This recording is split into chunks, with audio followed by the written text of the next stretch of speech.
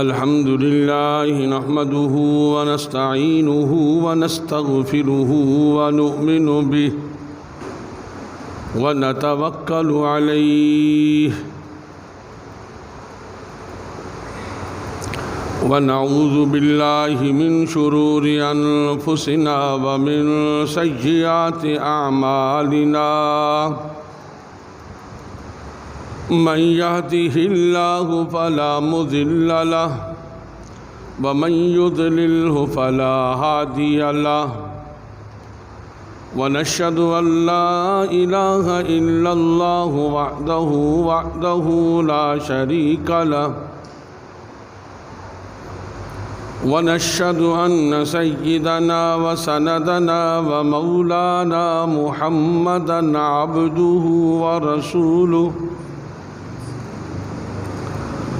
أما بعد فأعوذ بالله من الشيطان الرجيم بسم الله الرحمن الرحيم ضرب الله مثلا قرية آمنت مطمئنة كانت آمنا مطمئنة يأتيها رزقها رغدا من كل مكان فكفرت بأنعم الله فأذاقها الله لباس الجوع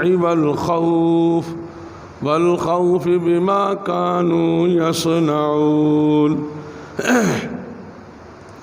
قال النبي صلى الله عليه وسلم أعمالكم عمالكم أو كما قال عليه الصلاة والسلام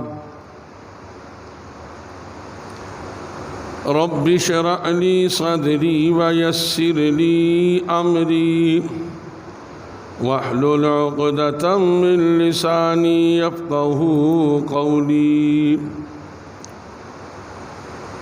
رب زدني علما رب زدني علما رب زدني علما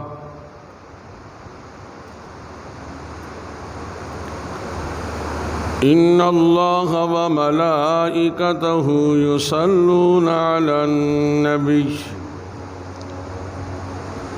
يا أيها الذين آمنوا صلوا عليه وسلموا تسليما درود پاک اللهم صل على محمد وعلى آل محمد كما صليت على إبراهيم وعلى آل إبراهيم إنك حميد مجيد اللهم بارك على محمد وعلى آل محمد كما باركت على إبراهيم وعلى آل إبراهيم إنك حميد مجيد اللهم صل على جسد محمد في الأجساد اللهم صل على روح محمد في الأرواح اللهم صل على قبر محمد في القبور اللهم صل على محمد في أول كلامنا اللهم صل على محمد في أوسط كلامنا اللهم صل على محمد في آخر كلامنا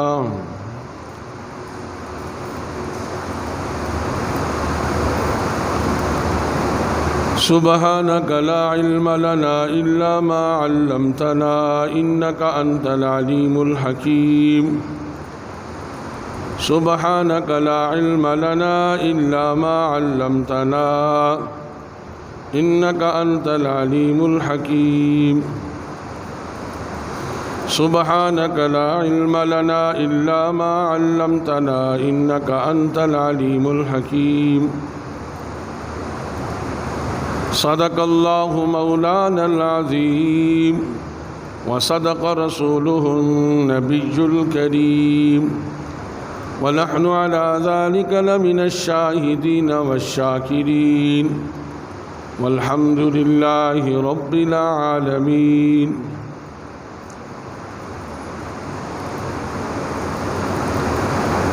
میرے واجب الاحترام بزرگوں اور دوستوں اور معزز سامعین کرام، اللہ جل شانہ عم نوالہ کا احسان عظیم ہوا کہ اللہ تعالیٰ نے مجھے آپ کو احب البلاد الی اللہ مساجدہا میں جمع فرمایا، وابغض البلاد الی اللہ اسواقہا سے دور رکھا۔ یہ محض اللہ کا کرم ہوا، محض اللہ کا فضل ہوا۔ اس میں میرا آپ کا کوئی ذاتی کمال نہیں، کوئی ذاتی وجاہت نہیں، کوئی ذاتی بڑھوتری نہیں، بلکہ اللہ رب العزت کا فضل شامل حال ہوا۔ اس نے مجھے آپ کو مختلف جگہوں سے منتخب کیا اور اپنے بڑھیا گھر میں جمع فرمایا۔ اس اجتماع پر، اس جمع ہونے پر اللہ جل شانہ کی دربار عالی میں دل و جان سے صفت شکر کو اپنانا، اور پھر میرے رب کا دستور یہ ہے لئن شکرتم لازیدنکم ولئن کفرتم ان عذابی لشدید، کہ نعمت کے ملنے پر جو بندہ صفت شکر اپنائے گا، اللہ کا وعدہ ہے لازیدنکم کہ اس کی نعمت میں کمی نہیں ہوگی۔ لیکن جو آدمی کفران نعمت کرتے ہیں ان سے نعمتیں چھن جاتی ہیں۔ یقیناً مسجد میں آ جانا نعمت عظمی ہے۔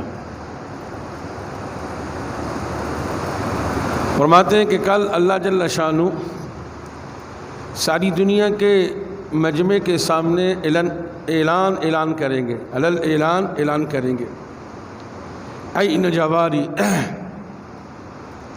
بتاؤ میرے پڑوسی کہاں ہیں؟ تو فرمایا کہ جو مسجدوں کو آباد کرتے تھے، مسجدوں کی تعمیر کرتے تھے، مسجدوں کے ساتھ لگے رہتے تھے، وہ سارے کھڑے ہوں گے اور اللہ جل شانہ ان کو جنت میں داخل کریں گے۔ یقیناً مسجد سے تعلق، مسجد سے محبت، یہ عین ایمان کی نشانی ہے۔ فرمایا جس کو مسجد کا عادی دیکھو اس کے ایماندار ہونے کی گواہی دو۔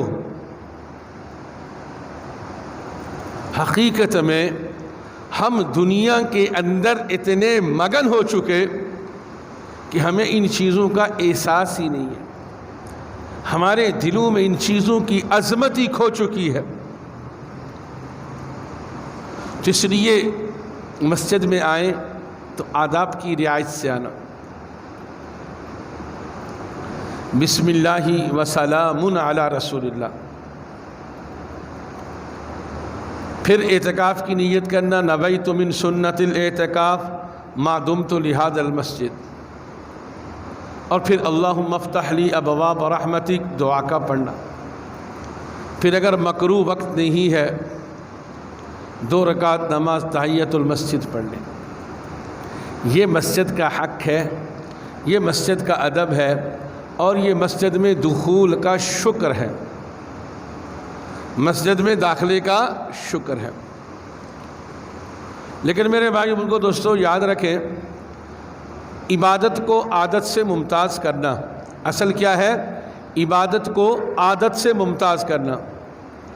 ایسا نہیں ہے کہ بس عادت ہے جی چلو جمعہ ہے مسجد چلے جائیں، مسجد میں آئیں، سیدھے پاؤں کے بجائے الٹا پاؤں جا رہا ہے۔ نہ مسجد کے آداب، نہ مسجد کی اہمیت، نہ مسجد کی محبت، نہ مسجد کی عظمت، آئے جمعہ پڑھا عادتاً چلے گئے، تو یہ کفران نعمت ہے، یہ کفران نعمت ہے۔ تو نعمت کا شکر کرنے سے نعمت بڑھے گی اور کفران نعمت سے نعمت چھنے گی۔ تو بھائی اللہ سے مانگتے بھی رہنا کہ میرے رب ہم سب کو نعمتوں کی قدر و منزلت کرنے کی توفیق نصیب فرما۔ تو میرے بھائیوں بزرگوں دوستو، میں نے آپ کے سامنے سورہ نحل 14واں پارہ ایک آیت پڑھی۔ دیکھیں، قرآن کریم کے نازل کرنے والے اللہ پاک ہیں، اور اللہ جل شانہ نے جب قرآن کریم کو نازل کیا تو اللہ پاک نے احکامات کو، اس کے اسلوب کو، اس کے قوانین کو قیامت تک کے آنے والے انسانوں کے لیے عام طور پر رکھا۔ ٹھیک ہے، ان میں سے بعض قصے بعض جگہوں کے ساتھ خاص ہیں، لیکن اس کا ہرگز مطلب نہیں کہ وہ وہاں تک محدود ہیں، بلکہ قیامت تک کے آنے والے ہر انسان کے لیے یہ آیات باقی و ساری رہیں گی، جاری رہیں گی۔ تو آج کا موضوع کہ معاشرے کی اصلاح کیسے ہو جائے، معاشرہ صحیح ڈگر پہ آ جائے، معاشرے کے اندر برائیاں ختم ہو جائیں، اچھائیاں چلی آئیں، اور معاشرے کے اندر چین سکون امن اطمینان آ جائے، خوف کی کیفیت، پریشانی کی کیفیت، لڑنے جھگڑنے کی کیفیت ختم ہو جائے۔ ویسے ہر انسان، چاہے مرد ہے، عورت ہے، بچہ ہے، جوان ہے، بوڑھا ہے، مسلم ہے، غیر مسلم ہے، اگر آپ اس سے پوچھیں گے تو سب کی سوچ یہی ہے، ہاں معاشرے میں چین ہو، سکون ہو، راحت ہو، اطمینان ہو، بے چینی نہ ہو، خوف نہ ہو، آپس میں الجھن لڑائی جھگڑا نہ ہو۔ ہر آدمی کی سوچ ہے۔ تو اللہ جل شانہ فرماتے ہیں ضرب اللہ مثلا قریۃ کانت آمنۃ مطمئنہ۔ اللہ تمہارے لیے ایک مثال بیان کرتے ہیں ایک ایسی بستی کی، کانت آمنۃ مطمئنہ، وہ پر امن بھی تھے، مطمئن بھی تھے، کھانا وافر مقدار میں، پینا وافر مقدار میں، بارش بر وقت، پھل بر وقت، سبزیاں بر وقت، آپس میں محبت الفت، خامد بیوی کی، بیوی خامد کی تعظیم میں لگی ہوئی، ماں باپ بیٹو اولاد کی، اولاد ماں باپ کی عظمت توقیر میں لگے ہوئے۔ یہ سلسلہ چل رہا تھا، پرسکون زندگی یہ بستی والے گزار رہے تھے۔ ویسے اگر تھوڑا سا گہرائی میں جائیں، عمیق نظر سے دیکھیں تو کسی زمانے میں اس کراچی شہر کی بھی یہ کیفیت تھی۔ ساری جگہوں سے لوگ آ جاتے تھے، فٹ پاتھ پہ سو جاتے تھے، کھا لیتے تھے، پی لیتے تھے، محبت کے ساتھ رہ لیتے تھے، اور مشہور تھا کہ کراچی بھوکوں کی ماں ہے۔ یعنی قرآن پاک نے تو ایک سابقہ بستی کا منظر پیش کیا، لیکن اگر ہم اس ڈھانچے میں بھی دیکھیں تو یکسر تقریباً آپس میں مماثلت برابر سرابر ہے۔ سارا نظام تھا، کوئی کسی سے جھگڑتا نہیں تھا، ہر آدمی غریب غربت میں مطمئن تھا، کار بنگلے والا کوٹھی میں مطمئن تھا، جھونپڑی والا اپنے جھونپڑی میں مطمئن تھا، چھابڑی والا اپنی چھابڑی میں مطمئن تھا، پر امن، پر سکون، محبت، الفت، انسیت والی زندگی گزر رہی تھی۔ وہ تو اس بستی والوں کے متعلق اللہ فرماتے ہیں، لیکن اگر کچھ نقشہ کچھ سال پہلے کراچی کا کھینچا جائے تو تقریباً یہی کیفیت تھی۔ اللہ فرماتے ہیں کانت آمنۃ مطمئنہ یأتیہا رزقہا رغدا من کل مکان، اس بستی کے پاس روزی ہر طرف سے آتی تھی، ہر طرف سے روزی، پھل بھی آ رہے ہیں، کھیتیاں بھی آ رہی ہیں، دودھ بھی آ رہے ہیں، جانور بھی آ رہے ہیں، مال مویشی بھی آ رہے، ساری کی ساری چیزیں وافر مقدار میں آ رہی تھی۔ دیکھیں، بنیادی طور پر معاشرے کے بننے اور بگڑنے کے لیے ہر آدمی یہ نیت کر لے میں تو معاشرے کو بنا سکتا ہوں، بگاڑ سکتا ہوں، میں یعنی ہر آدمی اپنی ذات سے گویا ہو جائے ہر آدمی اپنی ذات کو اس بات کے لیے تیار کر لے کہ معاشرے کے بگاڑنے اور بنانے میں سب کچھ کر سکتا ہوں. وہ نہیں، تم نہیں، میں. اگر اس بات پر انسانیت آ جائے، امت آ جائے، یقیناً کانت آمنتم مطمئنہ کی کیفیت پھر سے ہو جائے گی. اللہ فرماتے ہیں یاتیہا رزقہا رغدا من کل مکان.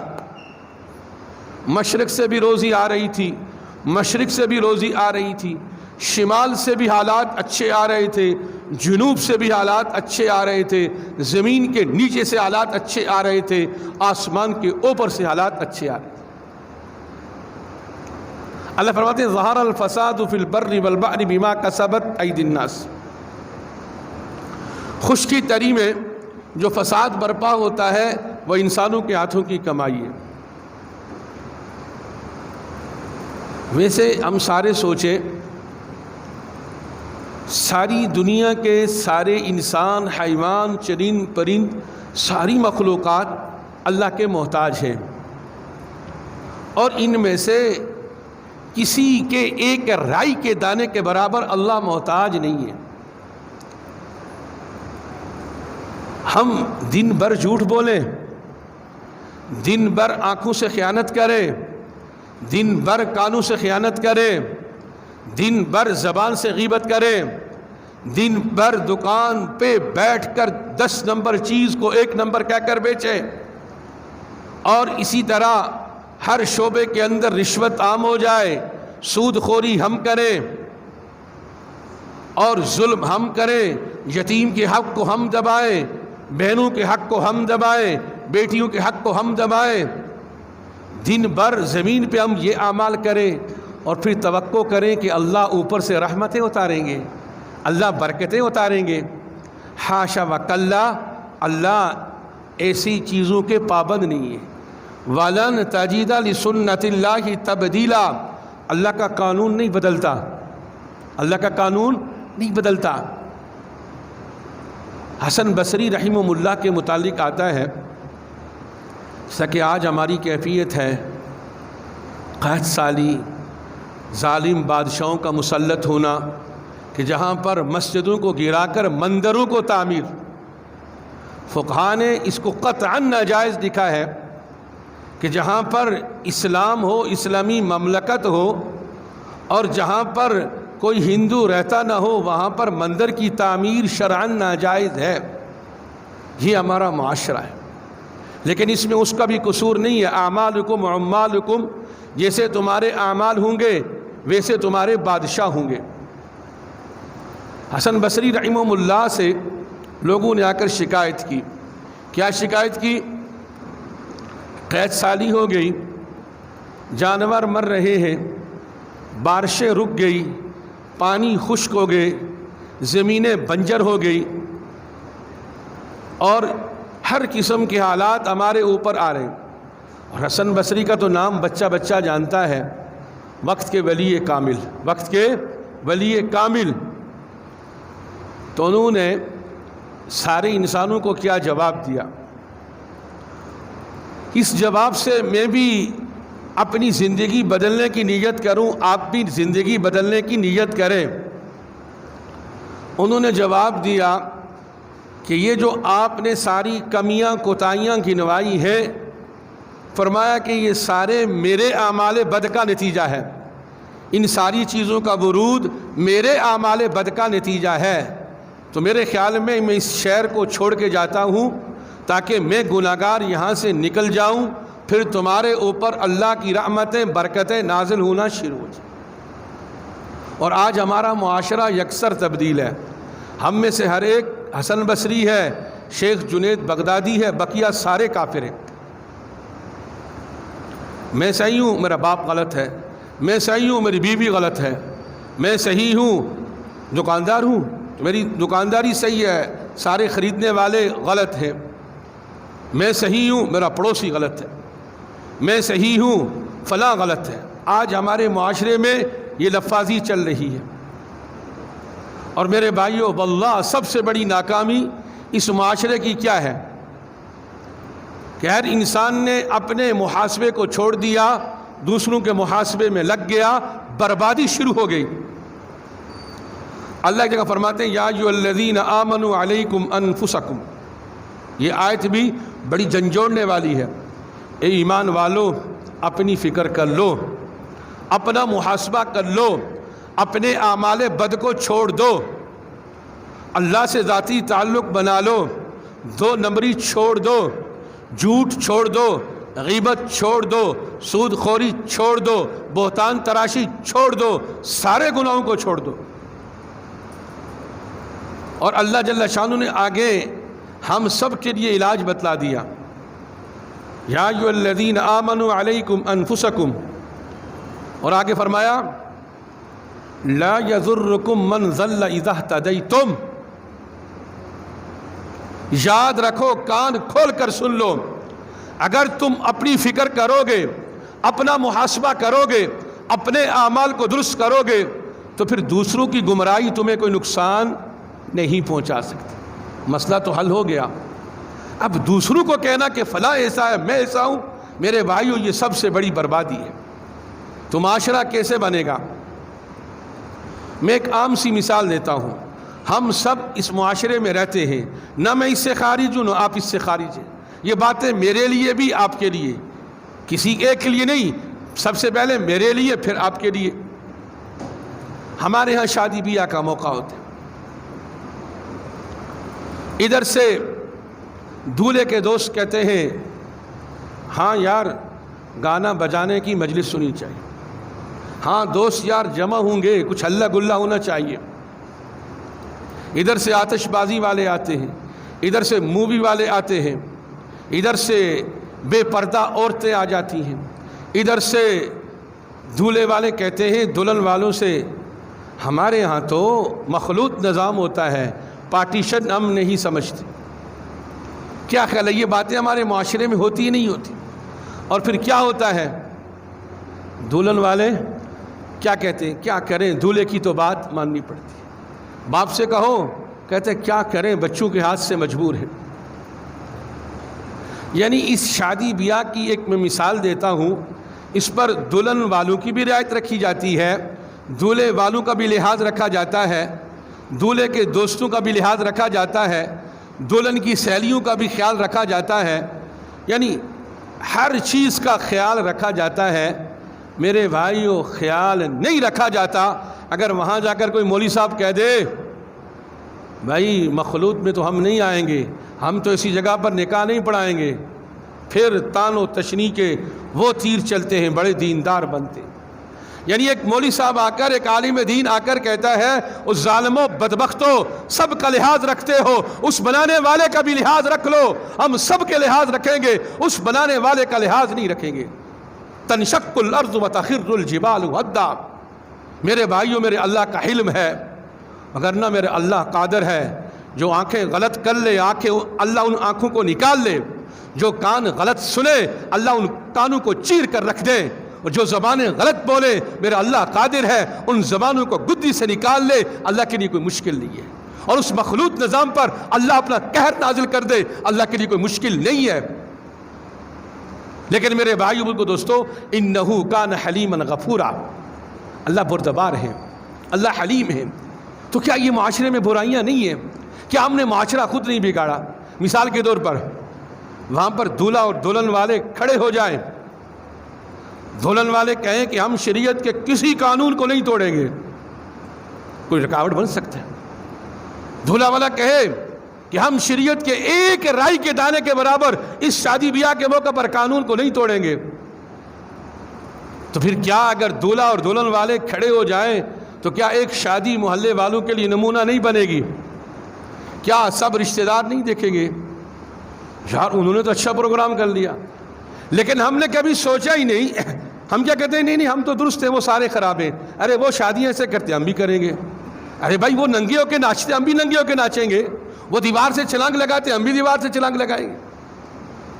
ہمارا آج زبان کا ہاتھ کا محور فلاں ایسا کر رہا ہے، میں تو بس سب کچھ اچھا ہوں۔ میں نے یہ ایک مثال دی ہے، اگر اس شادی بیاہ کے موقع پر دولہا اور دلہن والے اس بات پر کمر بستہ ہو جائیں کہ ہماری یہ شادی 100% شریعت کے مطابق ہوگی، تو کیا اس سے معاشرہ نہیں بنے گا؟ اگر 100 آدمی شریک ہوں گے، میں قسم کھا کر کہہ سکتا ہوں 5-10 اس بات کی نیت کر کے اٹھیں گے، کیا کریں گے؟ ارے اگر یہ ایسا کر سکتے تو ہم نہیں کر سکتے۔ اور پھر بگاڑتے کیسے ہیں؟ جب ہم نے مخلوط نظام رکھا، 10 کھانے رکھے، گانا بجانا کیا، مووی سسٹم رکھا، ہلہ گلہ فائرنگ ہوئی، تو اگر 100 میں سے 100% نہیں تو 50 تو کہیں گے جی جب بچوں ہماری باری آئے گی نا ہم اس سے دگنا ناچ گانا کریں گے۔ تو معاشرہ کس نے بنایا؟ معاشرہ بنانے میں بھی ہم ہیں اور معاشرہ بگاڑنے میں بھی ہم ہیں۔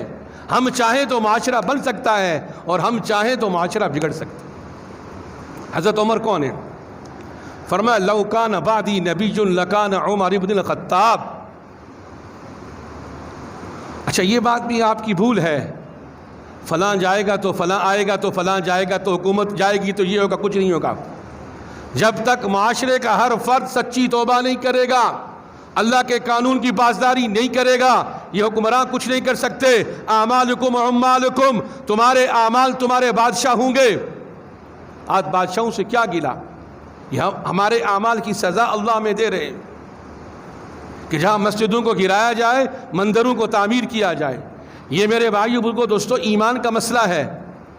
اس لہٰذا جب بھی کوئی شعائر اللہ کی توہین ہو تو اس میں ہرگز نہیں جی یہ مولوی صاحب کا کام ہے، فلاں کا کام ہے، یہ ہر مسلمان کا کام ہے۔ کہیں ختم نبوت پہ ڈاکہ لگے تو ہر مسلمان کی ذمہ داری ہے، کہیں مساجد کو گرایا جائے تو ہر مسلمان کی ذمہ داری ہے، کہیں کافروں کو اگر ان کی سپورٹ کی جائے تو یہ ہر مسلمان کا معاملہ ہے، کسی ایک فرد کا یا کسی ایک مولوی کا مسئلہ نہیں ہے۔ یہ جس نے لا الہ الا اللہ محمد الرسول اللہ پڑھا یہ اس کی ذمہ داری ہے، یہ ایمان کا تقاضا ہے۔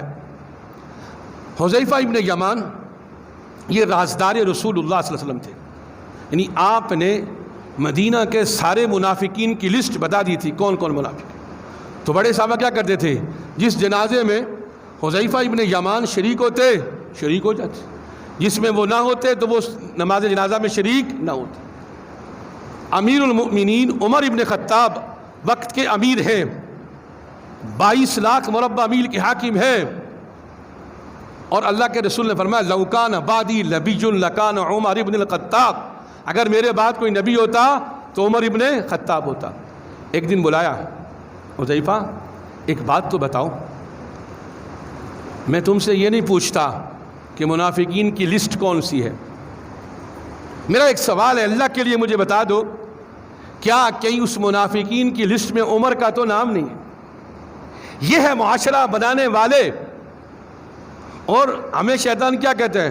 ارے تو تہجد گزار ہے، تو باجماعت نماز پڑھتا ہے، ارے تو روزہ رکھتا ہے، ارے تو خرچ کرتا ہے، باقی سارے کافر ہیں۔ تو میرے بھائیو بزرگو دوستو، اللہ کے لیے یہ جو بستی کا منظر کشی کی ہے، فرمایا کہ اس بستی نے کفران نعمت کیا، اللہ جل شانہ نے فَأَذَاقَهَا اللَّهُ لِبَاسَ الْجُوعِ، پھر اللہ پاک نے بھوک مسلط کر دی، خوف کو مسلط کر دیا۔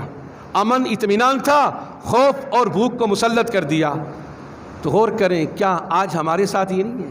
ہر آدمی خوف کے مارے مسجدوں میں آنا چھوڑ دیا، خوف کے مارے گھروں سے باہر نکلنا چھوڑ دیا۔ اینما تکونوا یدرککم الموت ولو کنتم فی بروج مشیدہ، مضبوط قلعوں میں بند ہو جاؤ، موت آ کر رہے گی۔ ٹھیک ہے، میں پہلے بھی کہہ چکا ہوں، ماسک کا استعمال جو ترتیب ہے، جو علماء نے بتلائی ہے، ڈاکٹروں نے بتلائی ہے، پرہیز ضروری ہے۔ لیکن دیکھیں نا ہمارے سامنے کتنوں کو کورونا ہوا، بہت سارے صحتیاب ہو گئے، جن کی اجل تھی چلے گئے۔ اب یہ مسلط کر لینا، یہ خوف ہے، اللہ کی طرف سے عذاب ہے۔ کورونا مر جائیں گے، تو کیا کورونا کے بغیر لوگ نہیں مرتے تھے؟ تو اس لیے میرے بھائیو بزرگو دوستو، آئیے ہم سارے کے سارے سچی توبہ کریں، اللہ کے دربار عالی میں 2 آنسو بہا دیں، اور ہم میں سے ہر آدمی سچی توبہ کر لے جس گناہ میں ملوث ہے۔ اللہ پاک اس حالات کو بدلیں گے، اللہ امن چین سکون راحت دیں گے۔ یہ خوف کا آنا لے جانا اللہ کے ہاتھ میں ہے۔